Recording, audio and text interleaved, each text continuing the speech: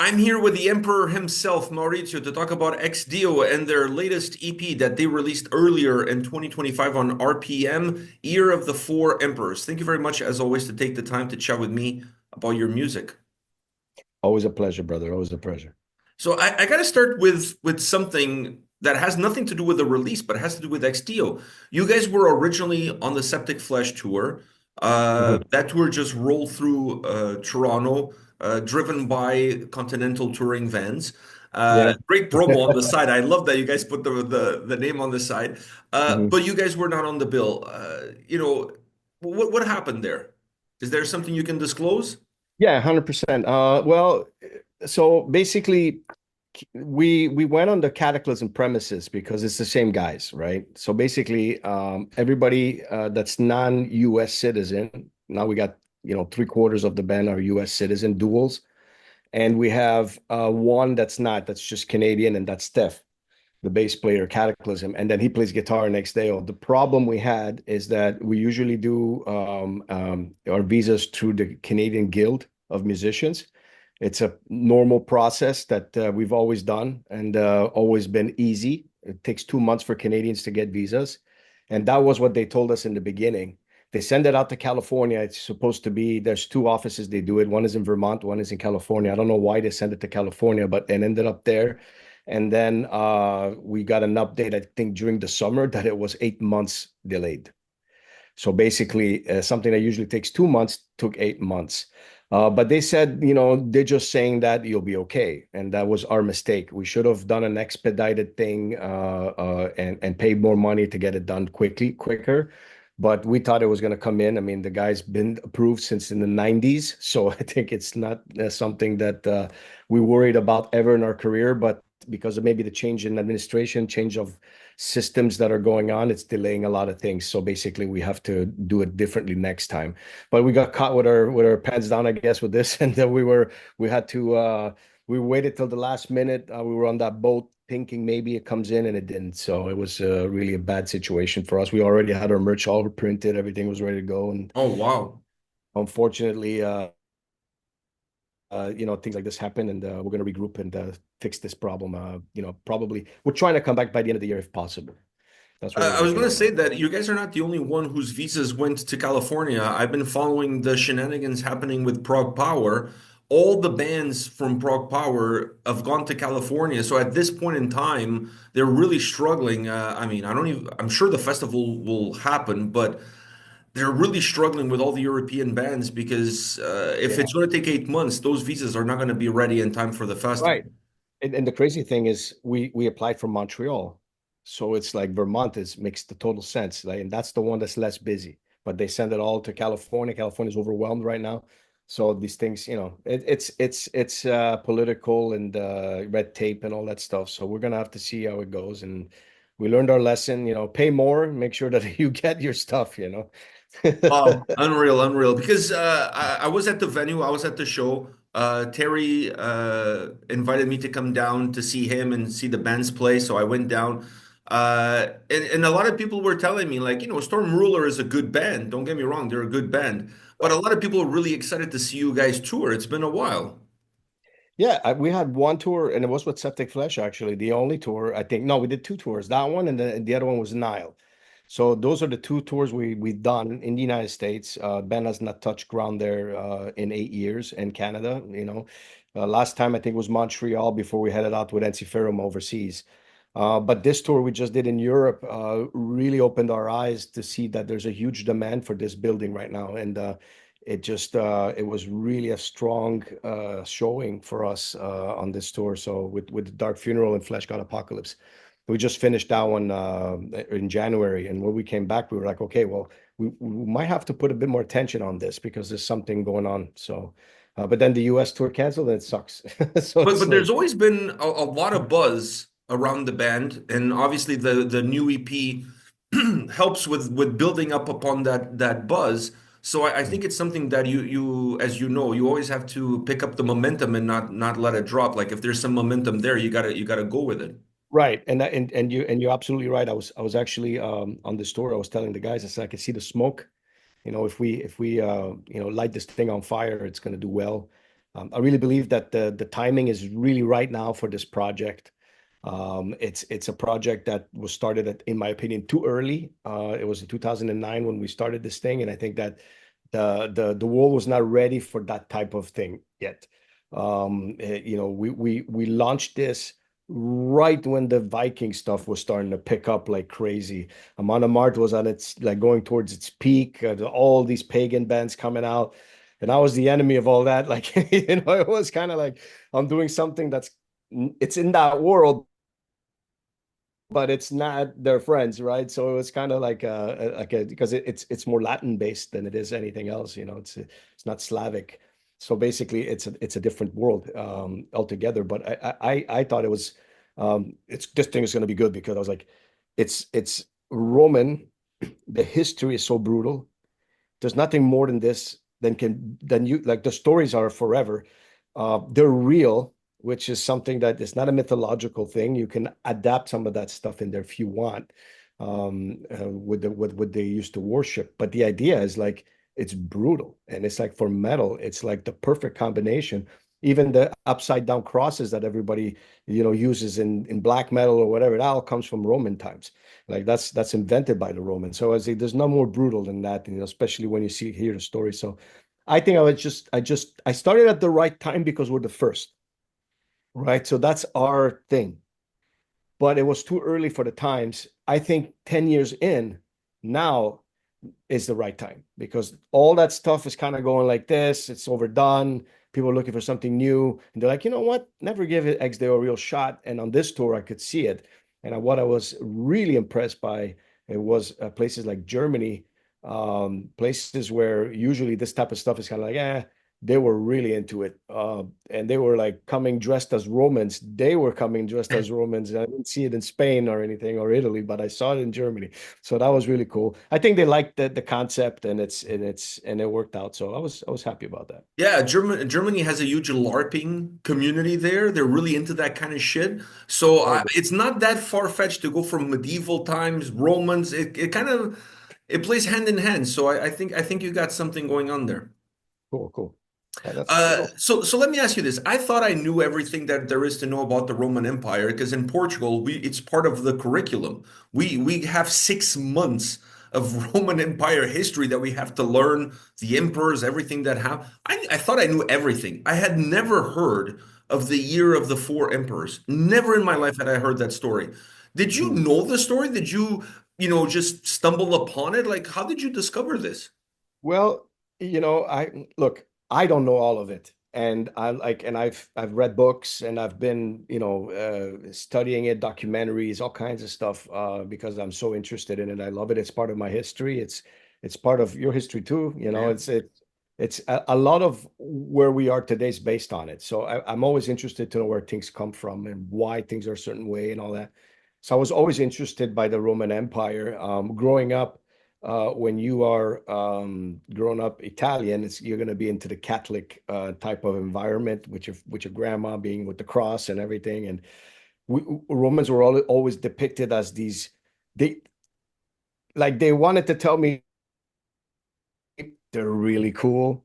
We did a lot of great things, but with Jesus and everything, it was kind of like a little touchy subject. The Romans were the ones that are there, and Yeah. so you always had this every time you watched the movies at Easter because we were forced to watch them when we were kids. Like you got to watch what happened to Jesus. But I would watch and I was like, man, these guys look brutal. They're evil. You had that they always portrayed them as evil. But then if you read the history books, you see everything that came out of it. It's like that's far from the truth. And obviously, there's going to be bad in everything, and they've done crazy stuff like every culture. But in my opinion, it's such an interesting subject. And then when I was doing the Nero record, I got more and more into it. And this was just what happened right after him, after he committed suicide. There was chaos in the empire, and they had to figure out what we're going to do. And they placed, Galba came in and took over, and he was the inline kind of guy that they thought would be the one that they would do the right thing. And then he got, drunk in power, and just in one year, if you can imagine the four emperors, imagine like today, you have four presidents and they all get killed by each other. it would be, you would be thinking it's the end of the world. So imagine how they felt over there, like at that time, right? Like there's nothing touching Rome at this time. It's not like now where you have different powers in around the world that are pretty strong and we have to cooperate with. This is like the thing that keeps everything stable in the world right now is completely in chaos. Like they're killing each other, like at the top.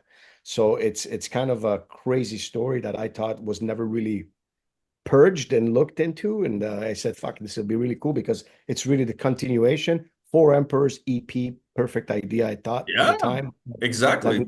let me just put a little filler to get people back into Ex Deo slowly and get them maybe hungry for more. And I thought it was a good concept to continue the chronology of it, So you when know. you were doing your homework and looking into the story into these four emperors, which one do you identify with the most? I have a bit of two of them. Um, I, I liked Otho a lot because he was compassionate. He was the only good guy out of the four, in my opinion. Like he was the guy that was with his soldiers, and like he was the guy that was thinking about what's best for Rome. His weakness, however, was his emotions, right? He lost a lot of men and in one of the craziest decisive battles. And instead of regrouping, reforming, thinking about new strategies, making an alliance, he tried to make peace right away, and he couldn't get over the fact that he lost so many men over this. Like we're killing each other. Like he was a philosopher at the same time, right? Thinking like we shouldn't be fighting, like we should be. But the big guy Vitellius saw it as a weakness and just took him out. Pretty much committed suicide, and that like psychologically he couldn't handle it. And I think when you're going to be at the top, you have to have a sort of you that a part of you that has to be dark. You cannot rule only with heart. It has to be also with your mind, and sometimes you got to do things you got to do to keep power, and especially when you're in that position. And then you got, the other one that guy was really drunk with power. It was cruel, and it's like again that type of thing that keeps coming back to Rome. Caligula and all these guys that have that thing. It's like never satisfied. They're never satisfied. And but I identify more with Vespasian, which brought stability. I like stability. I don't like this. I'm not comfortable with this, even in my life. And life is like that. But I try always to keep it like as stable as position. So Vespasian for me is the guy that put it together as far as like had the arm, the strength, but at the same time kept everything in line and was able to kind of restructure. And then what do? You start commissioning to do something to keep the people busy and happy. You start building the Colosseum, and so he had all these ideas that were extravagant. So bringing like making Rome like this, like I don't want to say great again because that's going to make like everything bad, I guess, in some people's minds. But he wanted to show how far can we go. So he built the biggest monument that you could ever imagine that nobody thought would exist unless you would go there and see it for yourself. And that You was a know, call. the Roman Empire was incredible. I mean, stretched all the way to Portugal as far as the tip of Europe is concerned. And Yeah, we, growing up, we used to say that all roads lead to Rome. Like that was an expression that people still use now, and it is yeah, true. Like the yeah. infrastructure, everybody thinks of the Romans, like you said, for the evil side of the Roman Empire and the power and the might and conquering land. But they were incredibly advanced for their time and everything that they did. And like you said, and sometimes, you get a little bit drunk with power, and if the sharks smell blood in the water, they go Hmm. for it. If you go and not, I mean, you visited Rome, right? You've been there before? No, I've never been to Rome. You must do it. Maybe we'll do it together and we'll do a special thing on X Day at some point, and I'll be your guide. We'll do Oh, that something. would be amazing. I'm gonna do something crazy. I'm thinking about a lot of things in my head. But there's one thing that's really interesting is when you arrive in the center of the Roman piazza, it's called, right in the middle where Mussolini gave his speech, right? It has these horses and all this stuff. It's incredible structure. It's really beautiful the way they made it. I mean, he wanted to recreate Rome, right? Like in the old days when he was in power. And he created this thing, but he built it right in the center. and the road that he made is the road that leads all the way into Europe.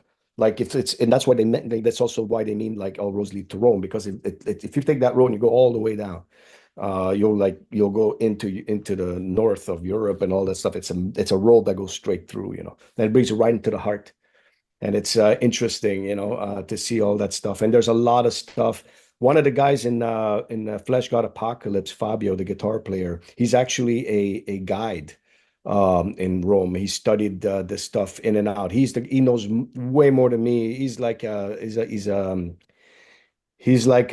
dictionary of everything you want to know. And he was like, whatever the tourist sees this, I'm going to bring you where you need to see the real stuff, like that nobody pays attention to. So he brought me into these catacombs in different areas of Rome that were really interesting. So so much history, and so much to talk about. So, it's an awesome thing. You're not going to lose, you're not going to have any loss for material as far as future records are concerned when it comes to XDO. There's plenty of Right. material when it comes to the Roman Empire. Mhm. One thing you did on this EP, I mean, the EP is really well thought out, and it's not every day that you see a concept EP. But I really enjoyed the fact that each song had their very own distinct fingerprint because there's four very different emperors that we're talking about. So Right. was that your thought process from the get-go? The songs have to feel together in terms of the cohesiveness of the EP, but they have to also be independent because we're talking about four very different personalities. 100%. And I love that you pay attention to these things. It's hard, like sometimes, we have a lot of issues sometimes in the world where people think that people are getting dummied down and they don't pay attention to anything. And I refuse to believe that. I think that you have to do it. You have to present things like this so people actually can maybe pay attention and they figure it out. I always loved, whether it's artwork, whether it's music, where keep listening to it, and I always find something new that I didn't pay attention to before, or in the art or whatever. So, for example, this for me was like really important because to me, uh, every guy had its own mentality, and it's like one is aggressive, the other one is like this, the other one's evil, like so the Vitellius one is like really dark, evil. There's nothing in there that's good in that song. It's really like a doomy kind of like, heavy track. And the other one's more soft before, more thought out, more intricate, like he's thinking more. It's you got a little bit of all that stuff. And both the first and last one were the more warmonger emperors. Uh, and it's a more of a battle rhythm type of thing. Although the first song is very atmospheric and it brings you to different places, Galba. So it was intentional, 100%, to do it that way. And I'm glad that you noticed that. Yeah, Not everybody I does. think it's a huge part of the listening experience of going through it because you're listening to the sound and you're following the lyrics, but the sound really helps paint a picture, create a more vivid picture of what it meant to be in that time period of those four different emperors and what they brought to the table. So I thought that was really intelligent, was really smart, and it played really well off of the concept. And that begs the other question is concept records. You've done concept records, you've done non-concept records. Are the concept albums way more demanding? Oh, they're hard. It's hard because the consistency has to stay. Then you have to attach it without making them all sound the same. It's very difficult in that length. To me, the hardest record I've ever written is Immortal Wars on the Carthage concept album. That whole thing is from start to finish in chronological order, the entire thing the way it happened, and it's that was tough. Like that record, I was like swearing, trying to put the lyrics in without sounding like I'm reading off a book, like it's tough, like in that sense. Um, Caligula had some songs that it's like I believe two or three songs that were around him, but the rest was kind of like a little bit everywhere. Nero, same thing. Not all of it was Nero. I believe. I'm not sure right now. I'm not fully there, but no, it is. It was. It was the whole album was concept also. That was easier though, because Nero had a lot of things going on. He went to Britain. He had like a lot of stuff, so it was a little bit easier to construct. The one with Carthage was more difficult because it's a back and forth in the same region and different battles. So you have to kind of like move it around and keep the people interested in it. So the record did really well for us. It was one of our strongest albums. But it is tough. It's tough to do that. And I have another, the next one is going to be like that too. And that's, I'm dreading that part, but but that's what I want to do. So I have to challenge myself. Yeah, that was going to be my next question. Now that you guys are with RPM, this was the first release that you guys did with Raining Phoenix Music. So Mhm. is there already a full-length album in the horizon? We're discussing with them that possibility right now to do it. There will be. We're going to hit this hard again because we feel that like the momentum is right now. You know, to go back to that initial first question, the reason why, because it kind of, intertwined with this. It's my brain operates a little bit different. I see things like big or for what they could be. And Ex Deo, I always seen it as a theatrical band that can do so much more than just music. It can be something like you're actually at the concert and you're in Rome, like this is the one thing that I would love to make happen. It's an extremely expensive project. It's nowhere near, for example, I'm going to put a fur coat and I'm Viking right now. It's not the same thing. This thing is very intricate and it's artsy. And to give it justice, you really have to put a lot of effort and stuff and money behind it. First, I have to see if there's interest, right? And that's because I can't just do something like this and then it goes like that. So now that I see that people are really into it, and I had scholars write me, professors, as soon as this thing in New York, at the show in New York, I had a teacher that wanted to bring a whole school bus to the show, with all the kids. That really disappointed me that we couldn't do it. But it's that type of thing that like it brings a different era and idea behind it. So I really want to push the envelope. So this record for me, it's gonna kind of be like that big jumping board into doing something bigger than before. We already brought Roman shields on stage. We had all this stuff. It was really cool in Europe. Like we started putting a little bit more effort in it. But I really want to do something that people are going to be like, it's an experience. So we're gonna do a record. We're gonna spend most of the year working on that. Uh, and it's a very complex record that we want to put together because of the team, but we're getting there. So it's going to be a focus for us this year. Yeah.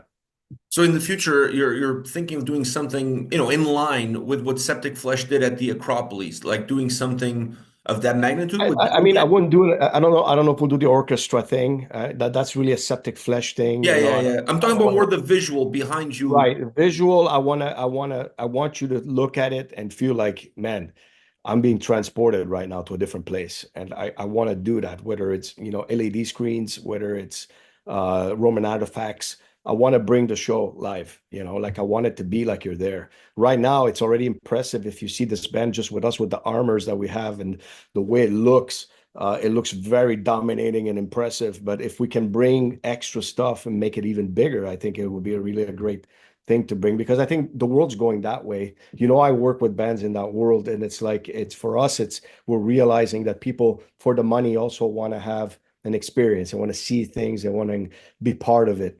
So it's I got that with that, and then Cataclysm is let's have a beer in your backyard type of band, right? Yeah, barbecue, barbecue. Right, we're But barbecuing, having a beer. but you're totally right. I see So, the so audiences I love both these days. things, and that's The audiences these days, they want that experience. It's not just about buying a ticket to go see a metal show. It's about almost a theatrical piece included within that metal show. And if you look at bands like Vardruna, very successful doing that. Uh, you know, uh, yeah, if you look at Heilung, another band very successful doing that. And more, you have a cross-pollination of audiences as well, because you'll have people come to a Next Dio show. They might not be a metal fan, but because of what you're bringing from a historical standpoint, they connect with that. And then they'll come to a show.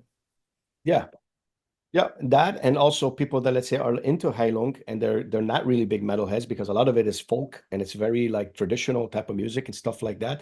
They might also be interested in the Roman part of it because it's about history, right? Like I said, it all interconnects somehow, somewhere in history. So to the point of what's going on also with the whole Viking movement and all that stuff. It went away from like the Amon Amarth and stuff like that musically. Amon Amarth is an established band. They will be number one for it forever. They were first. They earned it. They own it, and they will always be here.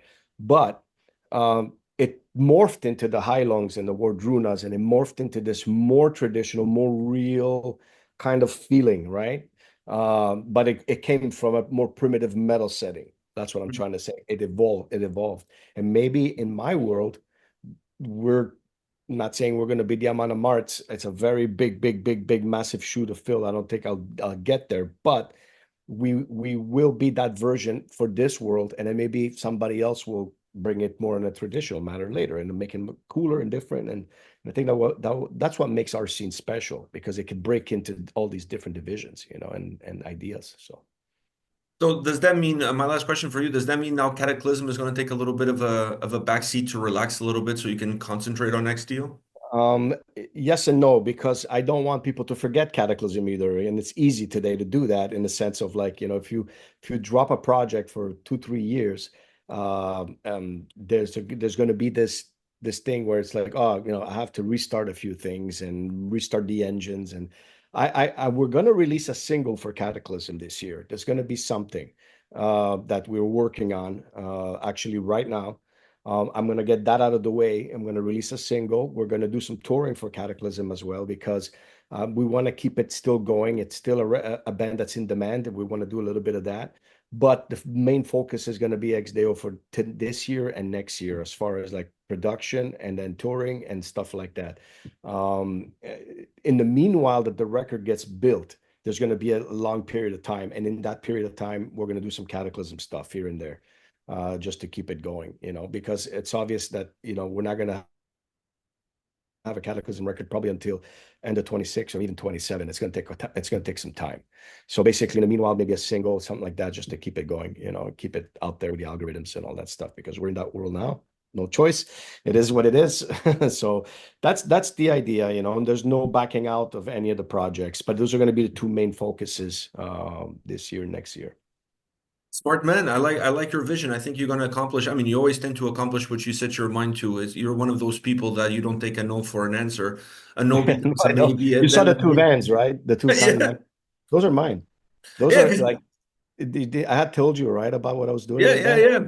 yeah. Yeah, so it's mini buses. So like if bands go on tour, now they can have the little bit of the luxury of a tour bus, in a small container, but it's efficient. I mean, it has everything you need for bands and it's much more economical. So Yeah, I think you guys did wonderful in putting the branding on the side. That's also key because then yeah, other bands see it and questions will pop in their mind. So I think you guys are doing great things. thank Maurizio, you. as always, thank you very much for your time. It's always a pleasure to talk to you. If you ever want to do something in Rome with XDO, hit me up. I'm more than happy to be a part of it. I would love to do something like that.